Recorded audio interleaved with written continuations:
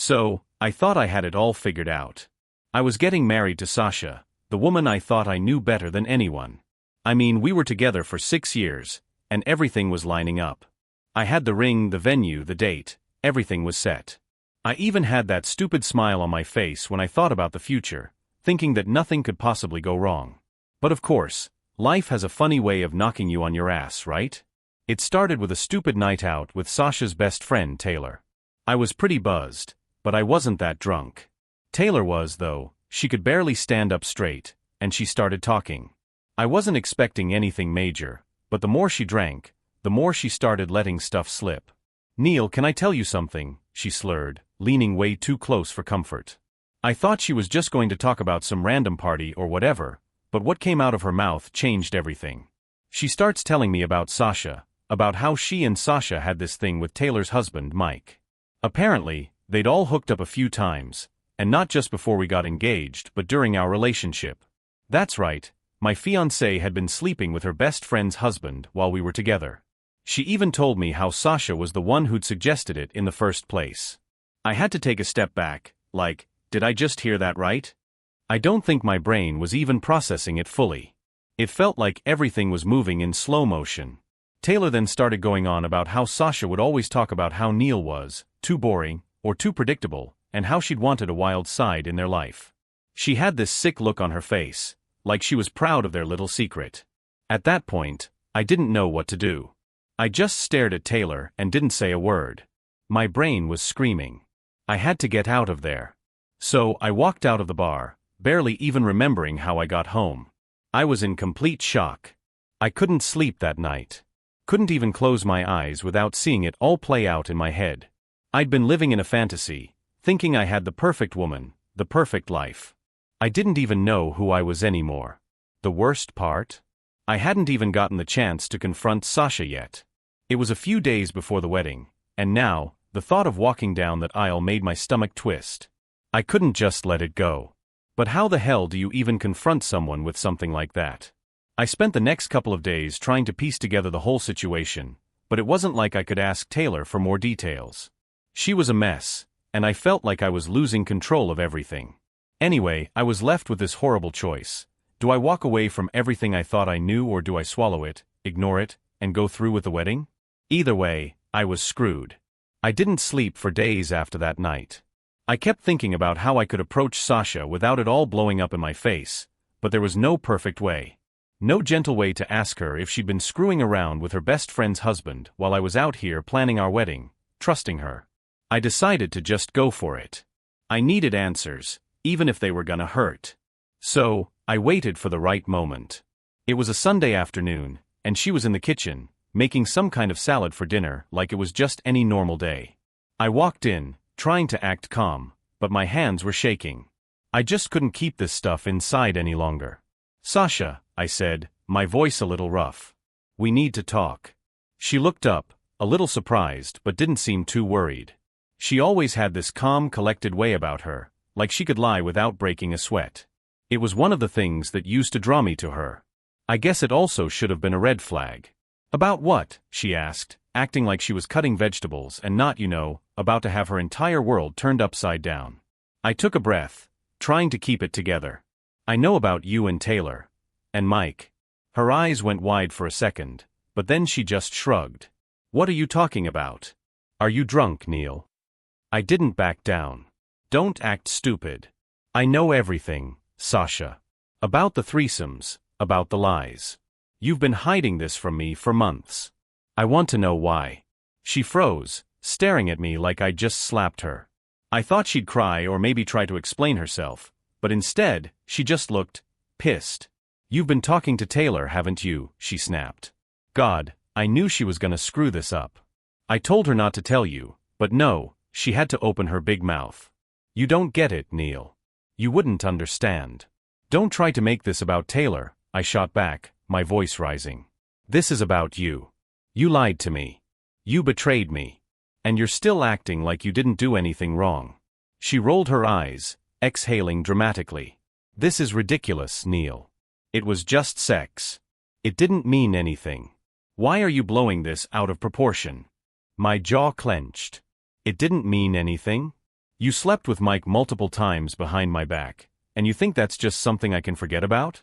You think I'm just supposed to move on?"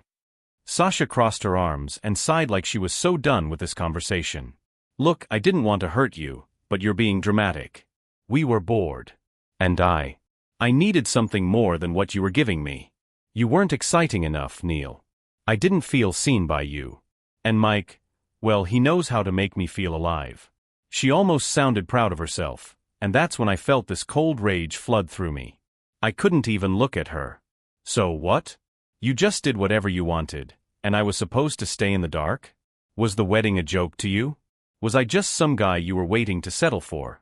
"Don't make this harder than it has to be," she said, clearly irritated. "It's just sex.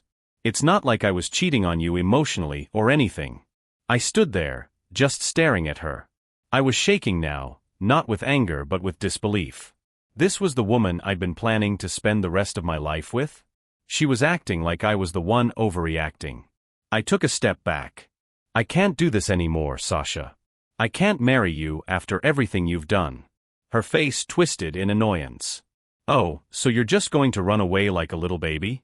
You're just going to end this over a couple of stupid mistakes?" "Stupid mistakes?" I said, my voice growing louder. "This wasn't a mistake. This was a choice. And I'm done. I'm not going to pretend like nothing's wrong. The wedding's off." She stared at me, her face falling for a split second, but then she quickly composed herself. "Fine, whatever. You're making a mistake. But don't come crawling back when you realize you can't do any better than me." I didn't even respond. I just turned and walked out, slamming the door behind me. And that was it. The wedding I'd been so excited about was gone in the blink of an eye, just like that. But honestly, I couldn't have been happier to see it fall apart. Even if I was crushed in the moment, deep down I knew that this was the only way forward. Little did I know, this was just the start. The tip of the iceberg. I thought that ending things with Sasha would be the hardest part. I figured once I'd walked away, I could just heal, take some time, and move on with my life. But that's not how it worked. The shit didn't stop with Sasha, and honestly, I should have known better. Once the dust had settled a little, I started digging into Sasha's family, trying to understand how things had gotten so messed up. I mean, how did I miss all these signs? How did I fall for her lies for so long? What I found was worse than anything I could have imagined. It started with a casual conversation with my mom, a few days after the wedding had been called off. She'd always been a bit distant with Sasha, never really clicking with her, always a little off in the way she talked about her. I never really understood why, but now I was starting to think my mom knew more than she let on. So, I just came out and asked her, "Mom, what's the deal with Sasha's family? You've never really liked her, but why?" At first, she just gave me the same tired answer about how she didn't feel right about Sasha, like she was some kind of predator or something. But then she dropped a bomb I wasn't ready for. "Neil, you don't get it," she said, looking at me like I was still clueless. "You think Sasha's family just let you marry her, right? You think they were just so happy for you too. That's not the case. They had plans for you before you even met her." I could feel the weight of those words hanging in the air. "What are you talking about?" She hesitated, then said, "Sasha's family arranged the whole thing. Your engagement, the wedding, all of it. They had this plan for you ever since you were a kid. They thought it was a good match. It was business, Neil. You were never just her fiancé, you were a pawn in their game." I felt like the floor had just been ripped out from under me. Arranged? What the hell? How could I have not known this? I demanded more details, and my mom, still reluctant, started opening up a little more. She told me that Sasha's parents had always been close with mine, so close that they'd talked about marriage agreements when we were kids. "Your father and Sasha's father made this deal years ago. They wanted the two of you to marry, to tie the families together financially. It was always about money and power. Never about love." I sat there in stunned silence, trying to process this. The idea of a deal had never crossed my mind.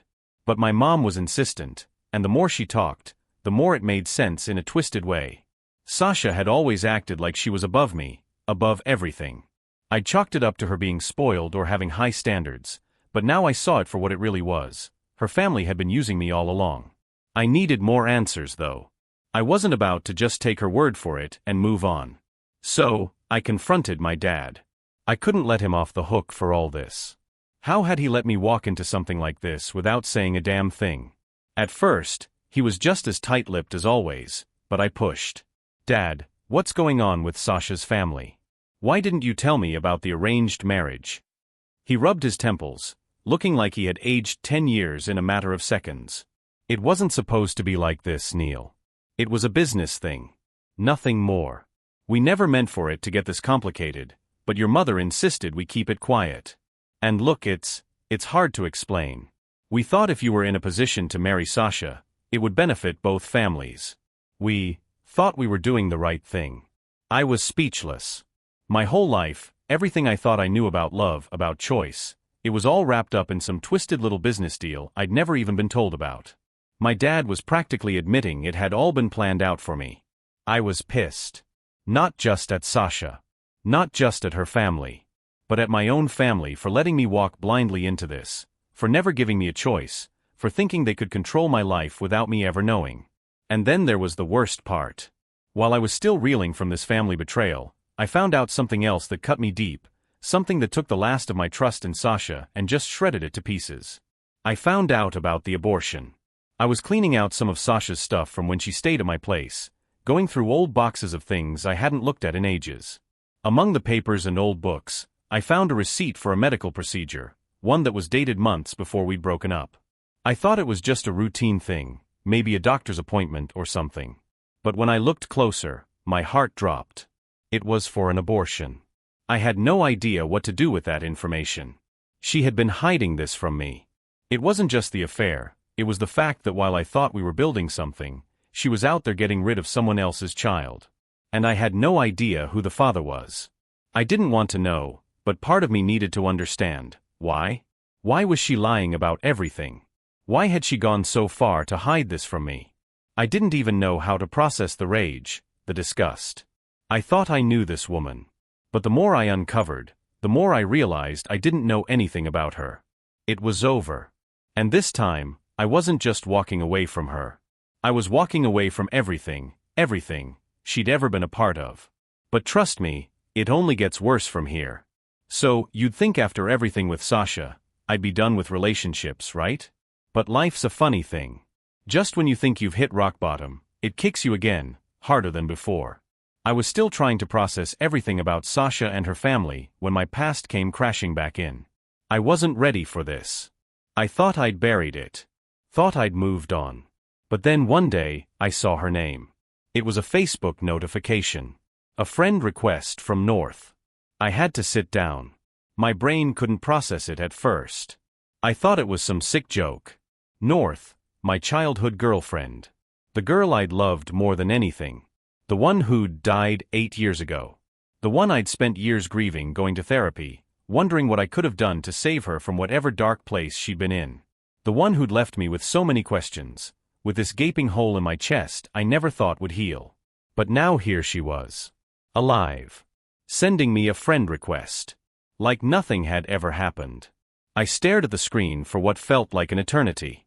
My heart was pounding, and I could feel a mix of anger, disbelief, and confusion flooding me all at once. How the hell was she alive? And why the hell was she reaching out now? I didn't know what to do. I sat there staring at that notification, my hands shaking. For a second, I thought about ignoring it, deleting the request and pretending like none of this had ever happened. But that wasn't me. I had to know. I had to confront her, even if I wasn't ready for the answers. So, I accepted the request. Immediately, a message popped up. Neil, I know this is hard. But I need to explain. I'm sorry. The message was short, simple, and I hated it. I didn't want her apologies. Not now. Not after everything. After the years of pain, the sleepless nights, the therapy sessions where I tried to figure out why I couldn't move on. And now she's alive, sending me a half-assed apology? I didn't waste any time. I responded right away. Explain? You faked your death, North. You left me for dead, and now you want to explain? Why? Why now? There was a long pause before she responded, but when she did, it wasn't any better. I didn't want to hurt you. I thought it was the only way I could escape. My life was suffocating me, and I didn't know how to get out. You were too good for me, Neil. I didn't deserve you. I thought disappearing would make everything easier. That's when the floodgates opened. All those feelings I'd buried for years came rushing back. The betrayal. The grief. The confusion. The damn hurt. You didn't even think about me, did you? I typed, my fingers trembling on the keyboard. You just thought about yourself, your escape. You left me, North. You left me to deal with your death. You made me think I couldn't have helped you. You made me feel like I wasn't worth sticking around for. Her reply came almost immediately. Neil, please, I was in a terrible place. I was messed up. You wouldn't have been able to help. It wasn't you. It was me. I'm sorry for everything. I couldn't even process what she was saying. It was all just noise. I wanted to scream at her, wanted to call her every name in the book. How could she do this to me? How could she leave me in the dark for all those years? But then, I got another message. And this one took everything from me. I'm engaged, Neil, she said. I'm with someone now. I never wanted to hurt you, but I can't keep living in the past. I'm sorry, but I have to move on. You should too. That was the punch in the gut.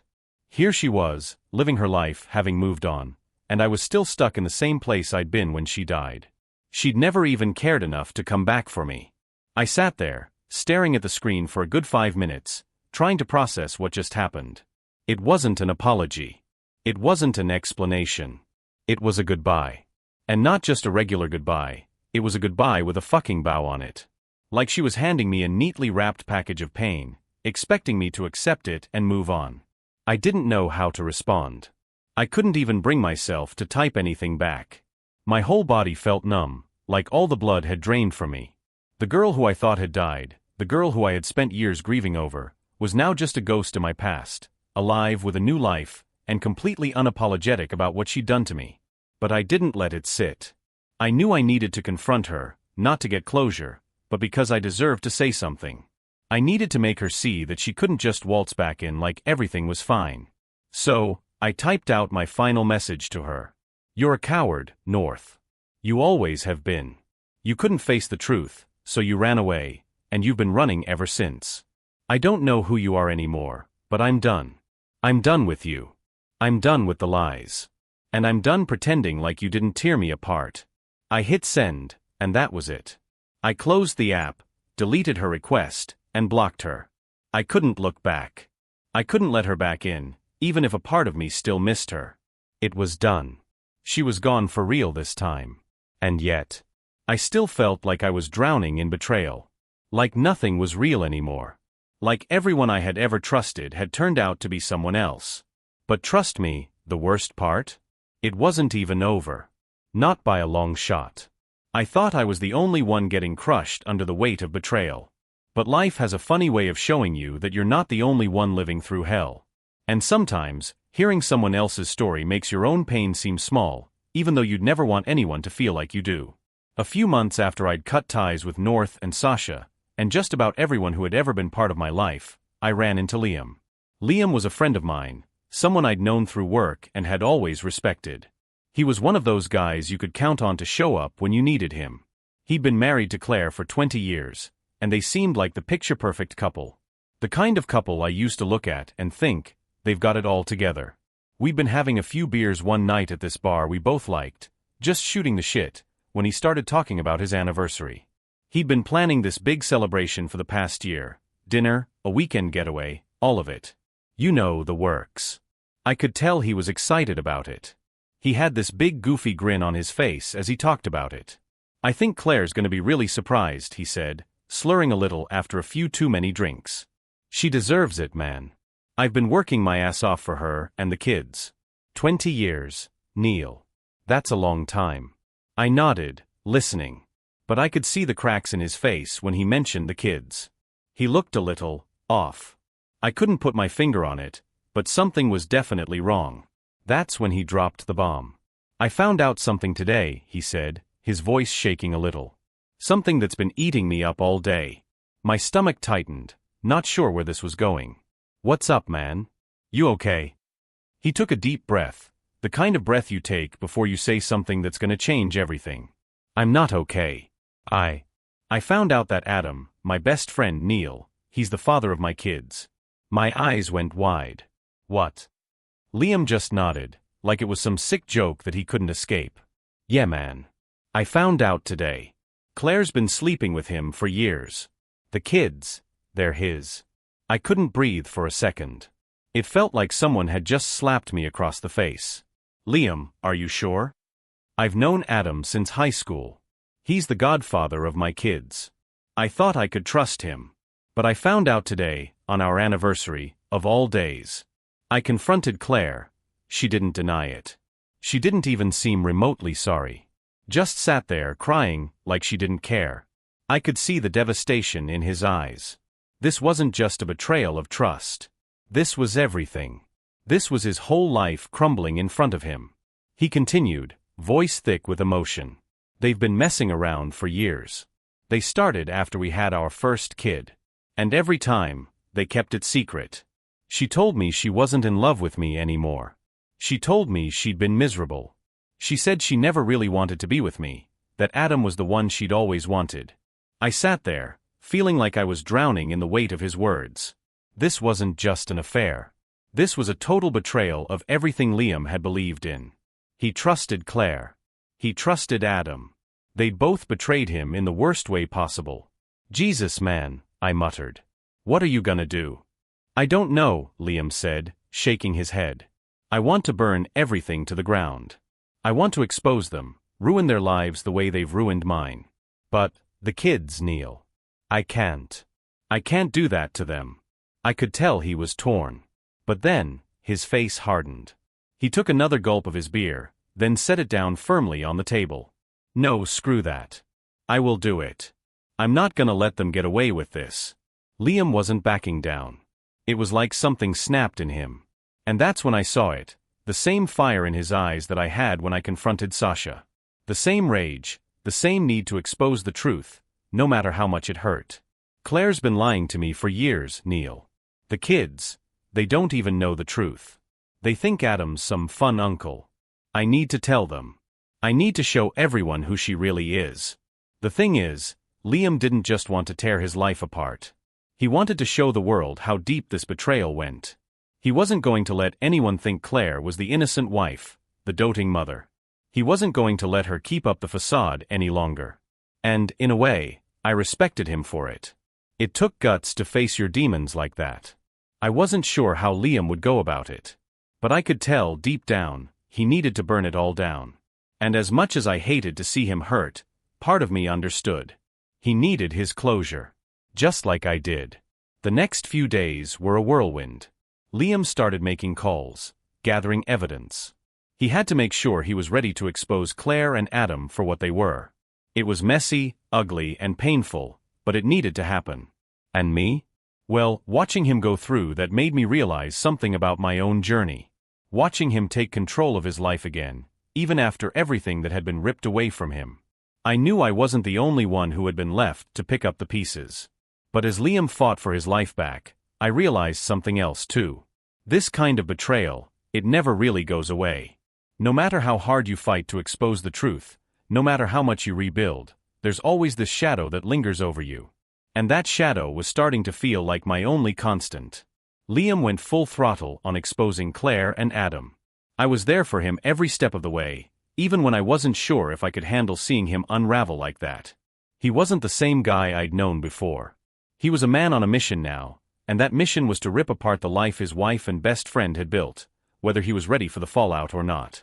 It didn't take long for the truth to hit Claire and Adam like a freight train. Liam started with small, careful steps, gathering more proof, text messages, bank records, pictures. It was like piecing together a puzzle of lies that had been years in the making. The deeper he dug, the uglier it got. And every new revelation felt like a punch to the gut. When the bomb finally dropped, it was brutal. Liam called a family meeting. Just him, Claire, Adam, and the kids. He had everything laid out, every single piece of evidence, every lie. He had no mercy. He stood up in front of them, his face like stone, and told them everything. Told his kids that Adam wasn't just their fun uncle. Told Claire that he knew about the affair. Told them both that his life had been a lie. I watched it all go down from the corner of the room, my stomach twisted up in knots. I could hear Claire's voice cracking, trying to explain herself, trying to make excuses. But it was too late. The truth was out. She could cry all she wanted, but the damage had been done. "You don't understand, Liam," Claire cried, her voice high-pitched, desperate. "I love you, I always have. But Adam was different. He was always there. You were always busy, you didn't pay attention to me anymore. He made me feel wanted again." Liam stood there, expression unreadable, not giving an inch. "Don't tell me about him," he spat, pointing to Adam. "I'm not the one who's been lying to you for years. You made this choice, Claire. You lied to me, you lied to our kids. You destroyed this family for a selfish affair. And you thought I wouldn't find out." Adam, who'd been sitting there all calm and collected, finally stood up, his face pale, eyes darting around like he wanted to bolt. He looked at Liam, then at Claire, but there was no escape. "Not anymore. You don't have to do this, Liam," Adam tried to say, voice shaking. "We can fix this. We can fix it." Liam interrupted, his voice cold and sharp. "You're the father of my kids. My kids, and you're telling me we can fix this? You've been in my home, played the part of my friend, all while sleeping with my wife. Do you hear yourself right now?" I thought Adam was going to say something else, maybe apologize, maybe try to play the victim. But no, he just stood there, defeated. He couldn't even look Liam in the eyes anymore. The kids, they were silent. They were too young to fully understand what was going on, but you could see the confusion in their faces. They didn't know the truth yet, and that was probably the hardest part for Liam. How do you tell your kids that their world isn't what they thought? How do you explain that the man they'd trusted all these years wasn't just their godfather, but their biological father? It was a mess. A complete nightmare. The fallout was swift. Liam didn't waste any time. The divorce papers were filed just a few days after that confrontation. Claire and Adam tried to save face, tried to act like they could go back to the way things were, but no one was buying it. Not Liam, not the kids, not anyone who knew what had really happened. As for the kids, well, it wasn't easy. Liam did what he could to make sure they didn't get caught in the middle, but that was impossible. The emotional toll on them was real. One minute, they had a loving, intact family, and the next, everything was up in flames. But Liam stood tall. He had every right to tear everything apart and let it burn, but instead, he focused on his kids. He kept it together for them, even though it was clear he was falling apart inside. He said to me one night, after everything had gone down, "Neil, I don't care about Claire and Adam anymore. They're done. But my kids. I've got to fix this for them. I've got to make sure they don't grow up thinking this is what love looks like." And you know what? I respected the hell out of that. In a world full of people who burn bridges and walk away from their responsibilities, Liam was fighting to rebuild. Not just for himself, but for his kids. It wasn't easy, and it sure as hell wasn't fast. But over time, the kids started adjusting. They started finding their footing again. The thing is, it wasn't just Liam's fight. It was a fight for everyone who had ever been betrayed, everyone who thought they knew the truth, only to find out they'd been living a lie. And I was right there with him, watching him pick up the pieces. Meanwhile, I was still trying to heal from my own mess. And let me tell you, the scars run deep. But watching Liam go through all of that, and come out the other side, gave me hope. If he could rebuild, maybe there was a chance for me to do the same. But that didn't mean I was ready to dive back into the dating world. No way. After everything with Sasha and North, I didn't trust myself to make the right choices. But there was something inside me that told me there was more to life than just surviving. And that's where things started to change. But, as always, the road to healing is never straightforward. And the next chapter? Well, let's just say it throws me into the most unexpected place of all. I spent months just floating. I had my work, my routine, and a few close friends I'd clung to. But outside of that, I felt like a ghost. I wasn't living, not really. I was just existing, trying to keep my head above water after the whirlwind of betrayal and loss that had hit me all at once. It's funny how something like a broken heart can make you feel like you're walking around in someone else's life. Nothing felt familiar anymore. And every time I caught a glimpse of myself in a mirror, I barely recognized the guy staring back at me. He looked tired. Hollow, almost. And I hated that. But there was a moment, one night after Liam had finalized his divorce and started really focusing on his kids, when I realized something. I needed to get my life back. I didn't want to live in the shadows of the people who had lied to me and hurt me. I didn't want to let their betrayal define me. It started small, just a couple of changes. I began to work out again, not because I cared about getting fit, but because it felt like the one thing I could control in my life.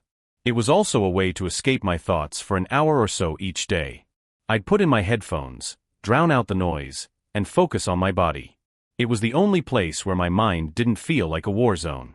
And then one evening, I ran into someone I never expected to see. I was grabbing a coffee at this little cafe near my apartment, the one I'd been going to every morning for months. The place felt like my safe space now, like it belonged to me in some small way. Anyway, I was waiting for my coffee when I heard someone call my name. I turned around, and there she was. North. I nearly choked on my breath. She looked different, cleaner, healthier, like she'd actually lived the years she'd been gone. She didn't look like the broken girl I'd once known. For a moment, I was paralyzed, just standing there, trying to figure out how to handle this. I hadn't seen her in 8 years. I hadn't spoken to her since that night I found out she was alive. I'd buried everything about her in the darkest part of my mind. And here she was, standing in front of me like nothing had ever happened. "Neil," she said softly, with this hesitant smile that looked so out of place. "Can we talk?" I didn't want to talk to her. Not in the slightest. But there was a part of me that couldn't just walk away. I needed answers, even if I wasn't ready to hear them. So I nodded, feeling like my whole body was on edge. We sat down at a table in the corner, and she took a deep breath before speaking. "I know I don't deserve anything from you, Neil," she started, her voice quiet but sincere. "But I've thought about you every day since I left. Every single day. I've been so sorry for what I did to you, for the way I made you feel. I never meant to hurt you." I couldn't believe what I was hearing. Sorry? She was sorry? "North, you faked your death," I said, trying to keep my voice steady. "You left me, made me think you were gone forever, and I spent years grieving you. I spent years trying to understand why you would do that to me. And now you're sitting here, telling me you're sorry." Her eyes welled up with tears, and she looked away, like she couldn't handle the weight of what she had done. "I never thought I'd hurt you like that, Neil. I thought it was the only way I could escape. My life was falling apart. I didn't know how to tell you the truth. You were so good to me, and I didn't deserve you." I had to take a breath. As much as I wanted to scream at her, I couldn't. There was a part of me that had to hear her out. "You disappeared, North. You left me. You left me with no explanation, no answers, and no closure. You think a simple sorry fixes that?" She wiped her eyes, and her hands trembled. "I didn't know how to come back. I didn't know if I could. And when I heard you were getting married to Sasha, I thought maybe you were better off without me. I didn't want to be that girl anymore. I didn't want to hold you back." I just stared at her. "You think that's what it was? You think I moved on from you? After everything we had? After everything you put me through, you think I just forgot about you?" She winced at my words, and for a moment, we sat there in silence. I realized then that this wasn't going to be some closure I was looking for. I'd spent years in therapy, years trying to process everything. There was no easy answer, no magic fix. This moment wasn't going to give me what I wanted. "So what now?" I asked, my voice a little more cold than I wanted it to be. "You just show up after all this time and expect what? That I'll take you back? That we can just pick up where we left off?" She shook her head, a single tear slipping down her cheek. "No. I don't expect anything from you. I just wanted to say that I'm sorry. And I want you to know that I regret everything. I'm not asking you to forgive me, but I hope you can at least understand why I did what I did." I took a deep breath. "North, I can't forgive you. Not for this. I can't even begin to wrap my head around what you did. But I don't hate you anymore. I won't carry that weight with me anymore. I'm moving on." She nodded slowly, like she knew exactly what I meant. And to her credit, she didn't try to change my mind. She just sat there, letting the silence stretch between us. After a few minutes, she stood up. "I'll leave now. I just wanted to say my piece." "Goodbye, North," I said, looking her in the eye one last time. And that was it. The end of an era. The end of a chapter that I hadn't wanted to close, but knew I had to. I watched her walk out of the cafe, and for the first time in a long time, I felt something I hadn't felt in years: relief. I had finally done it. I had faced the person who had broken me, and I had let go of the past. But as I sat there, staring at the empty chair across from me, I realized something. It's not just about letting go. It's about building something new from the wreckage. And that's where the real work begins. Because healing isn't just about ending something. It's about starting something better. And I wasn't done yet. Not by a long shot. A couple of days after seeing North, I woke up with this weird feeling of clarity. The kind you get when you've been living in a fog for so long, and suddenly, things make sense. But it wasn't an easy clarity. It felt more like stepping out of a dark room into the light after years of being blindfolded. There was still pain, still questions I'd never get answers to, but at least I could see again. I kept thinking about what Liam said when we talked about rebuilding. You don't move on by forgetting. You move on by making something new. And that's when it hit me, maybe that's what I had to do for myself. Maybe I needed to start something new, even if I didn't have all the pieces figured out yet. So I took small steps. Started hanging out with my friends more. Went on a few dates, not to find the one, but to remember what it felt like to just be with someone. It was awkward at first, trying to connect with people when all I had known for years was betrayal, but slowly, I began to feel like a person again, not just a victim of other people's choices. And then, I signed up for a photography class. Yeah, I know it sounds random, but it was something I used to love before all the chaos. I'd forgotten how much I enjoyed it, how it helped me see the world in a different way. It wasn't just about pictures. It was about finding beauty in places I hadn't looked before. Liam checked in on me a lot. He was still rebuilding, too. He'd gotten a second job to help cover expenses, but he was taking his kids to therapy, making sure they had a normal routine. He was determined to make things right for them. It wasn't easy for him, but he kept moving forward, even when everything in his life had been turned upside down. And honestly, watching him do that made me believe I could keep going too. I wasn't looking for forgiveness from anyone anymore. Not from Sasha. Not from North. Not from anyone who'd ever lied to me. The truth was, the only person I needed to forgive was myself, for holding on to the past for so long. One night, I sat on my balcony, staring at the city below. Everything had changed.